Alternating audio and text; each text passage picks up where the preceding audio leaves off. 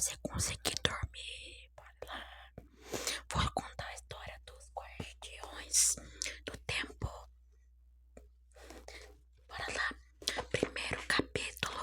Será que o céu poderia esperar ao menos um pouco? Bora começar. Vamos, Rogério, acorda. Tá na hora de levantar. Quem? Mãe, já tá na hora de ir pra escola. Que escola, tá maluco? Estamos de férias, esqueceu? Tá na hora de dar pescaria com o tio Benê. Vamos, levanta de uma vez, ou daqui a pouco a Cisa vai bater nossa porta. Rogério, ainda com o olho fechado, sendo na cama. Toda tinha a impressão de que se deixasse assim, ele dormiria naquela posição. Que horas são? Já são 3:30 da manhã. Quanto? Perguntou surpreso, arregalando agora os 2 olhos. 3:30. Falou Duda, mais enfático. Além de esquecido, tá surdo, é? Quer que eu pegue e acorde a casa toda? Não, não quero que você acorde ninguém, inclusive eu. Me deixa dormir, disse, fechando os olhos e caindo na cama de novo. Duda pegou o amigo pela camisa do pijama e levantou de volta. Vamos, Tatu, se mexe, tá parecendo um moleque, nem parece que já fez 13 anos. Deixa de ser molenga.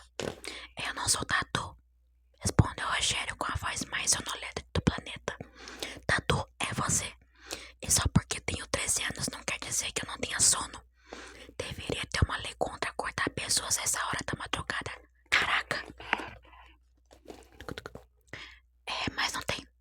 Tá, pode não ter uma lei, mas com certeza é pecado, diz Mal, abrindo a boca pra falar com os olhos semicerrados. Não, não é. Você nunca ouviu falar em Deus ajuda quem cedo madruga? Cedo, Duda, cedo. Não de noite, você entendeu? Para cedo. Para ser cedo, temos que levantar cedo e para levantar, temos que dormir. Isso é lógica, claro, é compreensível a qualquer ser humano normal. E sabe o que seres humanos normais fazem essa hora? Eles dormem. Tá bom, doutor, lógica, tá bom. Eu vou tomar um banho rápido. Me dê 10 minutos e depois o banheiro é todo seu. E vê se levanta de vez. Senão vai pegar no sono de novo. Sono e dormir. Palavras lindas para o Rogério que nem bem toda havia saído. Fechou os olhos toda vez. Semi-adormecido, o corpo prendeu para trás, como se fosse deitar novamente e dormir por muitas horas ainda. Contudo, contrariando-lhe a vontade ou falta dela, ele balançou levemente por um momento e caiu de lado. O movimento brusco fez o Rogério acordar de imediato. Porém, não há tempo de evitar a queda.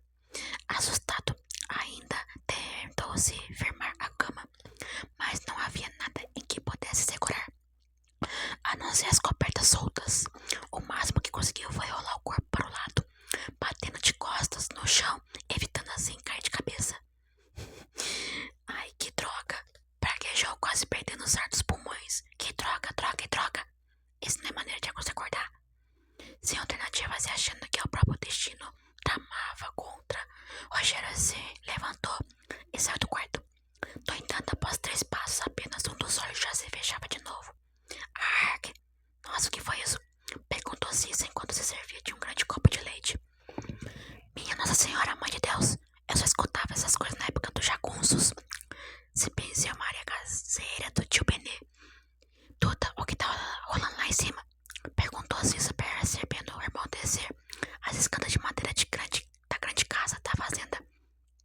Sei lá, acho que o Rogério entrou dormindo no banheiro. Esqueceu de ligar o gás do chuveiro. Não lembro que a gente tá aqui na fazenda se deu mal. Será que agora ele acorda? Perguntou Cissa, rindo baixinho. Ela conhecia como o Rogério adorava dormir até tarde.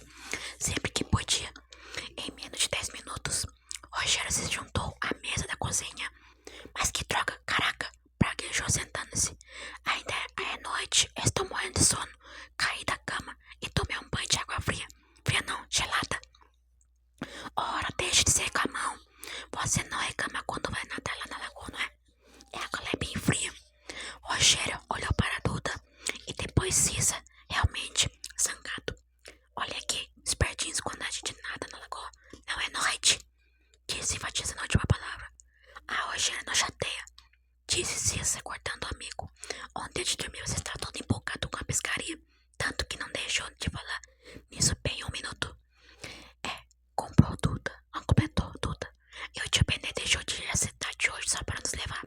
Tá certo. Mas tinha que ser tão cedo. Bom, o tio falou que nós íamos atrás de um tipo especial de peixe, que só sai próximo ao amanhecer. Daí não tem jeito, tem que levantar cedo. Respondeu Cissa, pegando mais um pão quentinho com manteiga. Esse pão tá uma delícia, disse o Rogério, saboreando o pedaço que acabara de morder, com seu mau humor desaparecendo de imediato. Agradeça a Maria, ela que sabe fazer as coisas deliciosas. O Rogério virou-se para a caseira da fazenda, agora visivelmente acordado e animado. Maria não teria mais desses pães por aí. Toma, menina, que tá, come à vontade. Gê, Maria, você não sabe o que tá dizendo, disse Cissa rindo. Qual é? Tá implicando comigo, é? Pois vamos parando, vocês dois. O tio Benê está arrumando as coisas lá do carro. A gente acaba de comer, vamos sair, disse Duda, pondo fim à discussão. Cissa olhou distraidamente pela janela, tomando mais um gole de leite. Parece que o dia vai ser bonito e quente, mas agora está um bocado frio. O tio Benê pediu para nós agasalharmos, pois lá no lago faz muito mais frio que aqui. Duda, você acha que vamos pegar muitos peixes? Perguntou Cissa. Se tudo der certo, com certeza. Vamos ter um belo jantar hoje. Você não acha, Rogério? Respondeu já de boca cheia, comendo sem parar. Duda se calou por um momento, reparando que aquilo já era a segunda travessa de pão que o Rogério devorava. Tatu, desse jeito o barco vai afundar. O Rogério parou a mordideira, que ia dar, e por instante ficou imóvel com metade do pão dentro da boca e metade fora, completou sua mordida.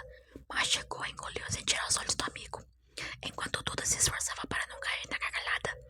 Agora é você que vem pegar comigo. Primeiro Tatu é seu nariz.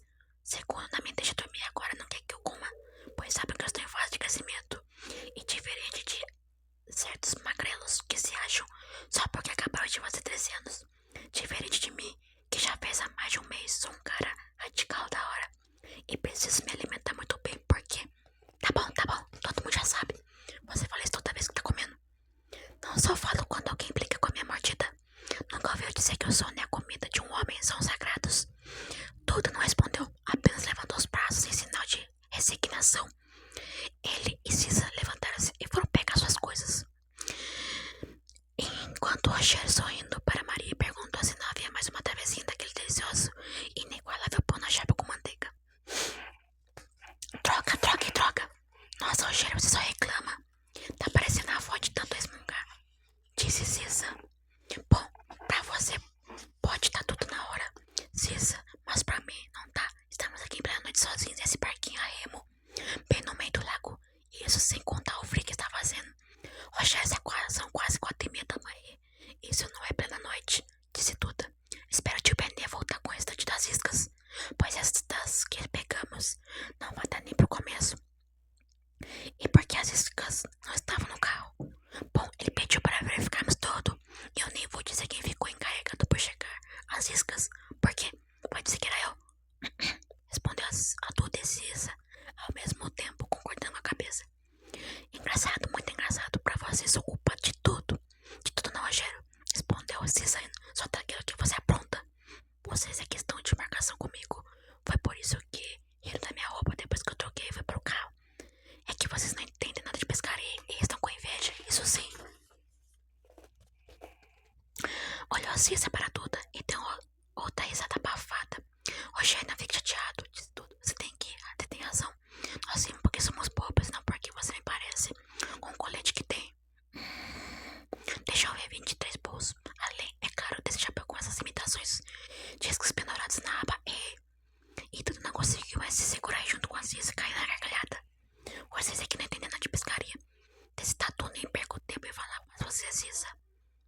Rogério deixou a frase no ar, olhando assustado para os lados. De súbito, o barco e tudo mais que havia nele começou a tremer e a vibrar. O que é isso? Perguntou Rogério com dificuldade de articular as palavras.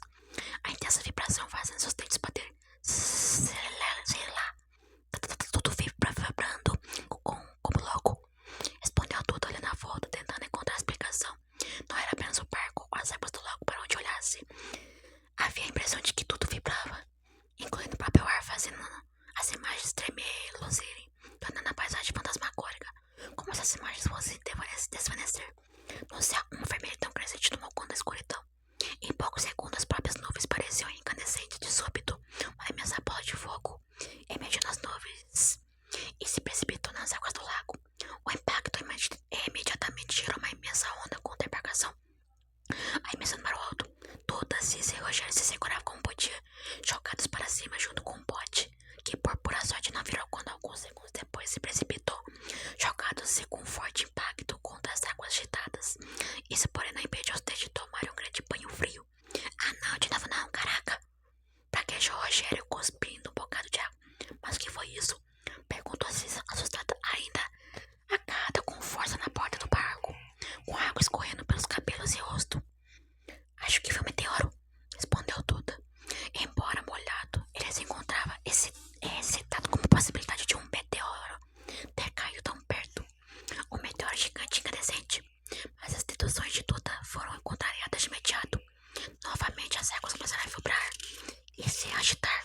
A partir do ponto de impacto, ondas começaram a se levantar, cada vez mais intensas, jogando a embarcação para todos os lados. Ai, o barco vai virar! Não falar isso, Cissa, chega de banhos frios por hoje, respondeu Rogério, tentando se firmar para não ser jogado para fora.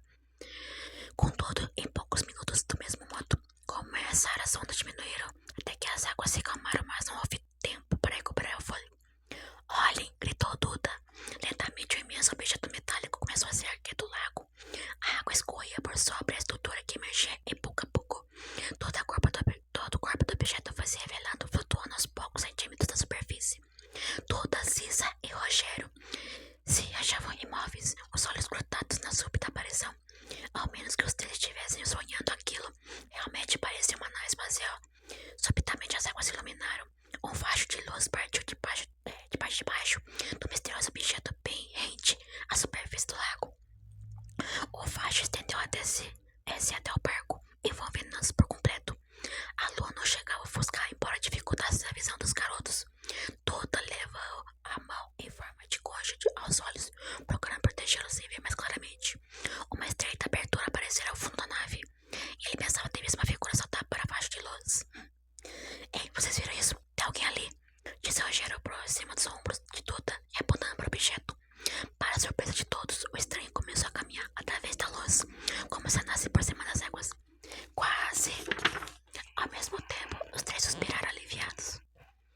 Eles não sabiam que era estranho ou de onde viera aquele gigantesco objeto. No entanto, se sentiam mais seguros ao ver uma figura semelhante a um homem que se dirigia ao barco.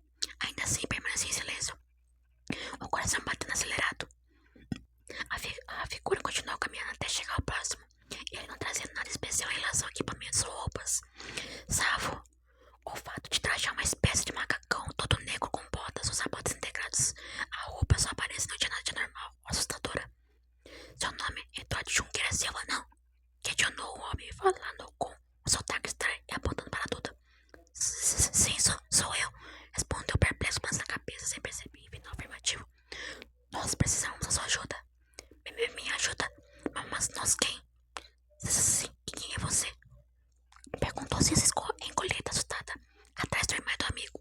E de onde você vem? Completou Rogério, nenhum deles sequer se dando conta de que continuavam enxergados. Sou o tenente Fusans, represento o alto comando do Império Galáctico do ano de 4612. E nós precisamos de sua ajuda, Eduardo. Duda apenas ficou de boca aberta, sem conseguir qualquer palavra. 4612, é sério?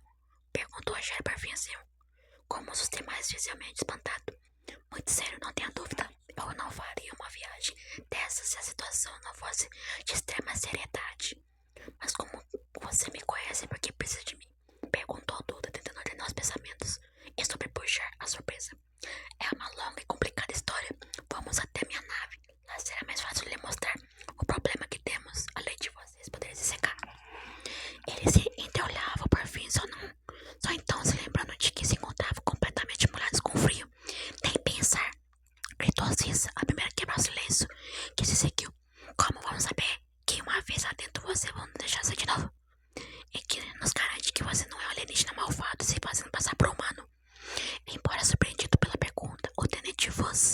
Achou graça da observação de Cisa. E por que eu faria isso? Se quisesse pretê-lo, simplesmente eu faria. E não estaria aqui conversando com vocês, não acha, Maria Cecília? Você sabe o meu nome também? Claro que sim, sei que tem 12 anos. É muitas essas coisas mais. E este aqui é o Rogério Sosser, perguntou se voltando para o menino que se achava mais à ponta do barco. É, está certo, mas ainda assim não estou gostando dessa história. É muito estranha. Além do mais, pensava nos molhar desse jeito. Pelo visto, vocês não sabem pilotar muito bem essa coisa lá no 4000, sei lá quanto. Isso foi um acidente. Não era nossa intenção causar inconvenientes. Mas o motivo para vocês irem até a nave, creio que deve estar frio com essas roupas molhadas. Tuta se levantou e encarou o visitante. É, está frio sim, mas tem vantagem sobre nós. Você sabe um monte de coisa, mas não sabemos nada a seu respeito. O que quer com a gente? Está bem, podemos conversar aqui fora, mas na nave seria muito mais confortável. Lhes garanto, agora se preferem ficar molhados por mim, tudo bem. A decisão é de vocês. Novamente tudo olhou para Cisa e Rogério. Eles realmente estavam encharcados e com frio. O que aquele estranho falava tinha sentido. Não havia dúvida de que, se quisesse levar essa força, conseguiria fazê-lo ainda mais com uma tecnologia que permitia andar sob um facho de luz. E o que faremos? Vamos entrar? Bom, seria ótimo poder me secar. E com você. Com certeza está louco para ir, não está? Perguntou Cisa. E você não? Respondeu Duda quando a pergunta, já sabendo que passar do meio inicial, a irmã deveria estar morrendo de curiosidade também. Aqui era uma nave de verdade, pelo que o homem dizia, uma que viaja no tempo. E você, Rogério, o que você acha? Bom, na nave é de verdade, não é? Está ali e afim, então, o que mais podemos fazer? Dizer não, obrigado, nós não estamos interessados. E eles vão embora, tá deixando aqui completamente encharcados. De jeito nenhum, esse foi o segundo banho gelado que tomei hoje. Eu tenho que valer alguma coisa, não vamos perder uma oportunidade dessa. Vamos lá, vamos conhecer essa nave por dentro. Ótimo, disse o tenente. O Rogério levantou a mão, pediu no instante. Só me diga uma coisa, se você vir lá do ano 4000 e qualquer coisa, a manto desse tanto império tive que chegar justo agora. Não dava para vocês lá do céu esperarem um pouquinho. Mas, perguntou Rogério sério, mas por quê? Quis saber o tenente Fus, curioso assim como tudo e Cisa. É que eu ia dar uma lição de como se pesca para esses dois. O seu império que não tinha mais nada para fazer foi me atrapalhar bem na hora. Respondeu Rogério, não esperando por qualquer comentário ou se preocupando com cara de espanto de todos. Sem dizer mais nada e com um sorriso de satisfação, se dirigiu para a grande nave, descendo do barco e caminhando sobre o feixe de luz. Finalmente, secos e vestindo uniformes semelhantes ao do tenente Fus, os 3 garotos se encontravam sentados a uma mesa redonda e nos compartimentos da nave. Assim entraram, foram apresentados aos 2 auxiliares de Fus, Jake e Drake. Esses sim, alienígenas legítimos, mas homenantes.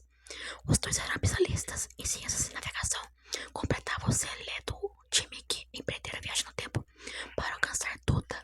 Antes de começar a contar por que precisa de mim, tenente Fus, diga como podemos entender tudo que fala. Você está usando algum tradutor? Perguntou Duda. Não faço uso de qualquer tradutor. Artefatos desse tipo são obsoletos há mais de 1500 anos. Atualmente nós passamos por aquilo que chamamos de aprendizado mental mais rápido e eficiente. Tradutores só são empregados quando fazemos contato com asas conhecidas. E em minha época isso será ocorrer quando nós aventuramos para fora da galáxia. A resposta fora do impacto sendo difícil de qualquer um dos 3 abarcar todas as implicações do que havia sido dito. Você já conhece a galáxia inteira? Perguntou Duda após um tempo maravilhado com o que ouvira. O tenente Voss percebeu de imediato o nível de confusão, de choque que aquele contato poderia causar. Imagina o quanto é difícil ouvir um relato desses. Deixe-me contar o motivo pelo qual aqui me conta e com certeza as coisas se esclarecerão.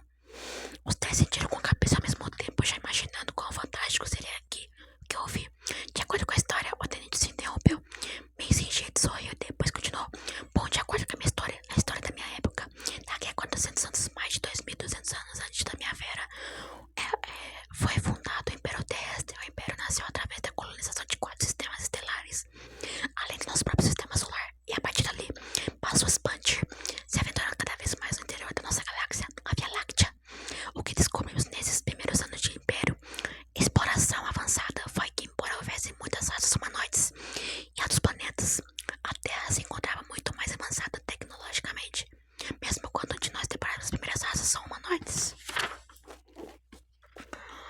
supremacia tecnológica era visível como se a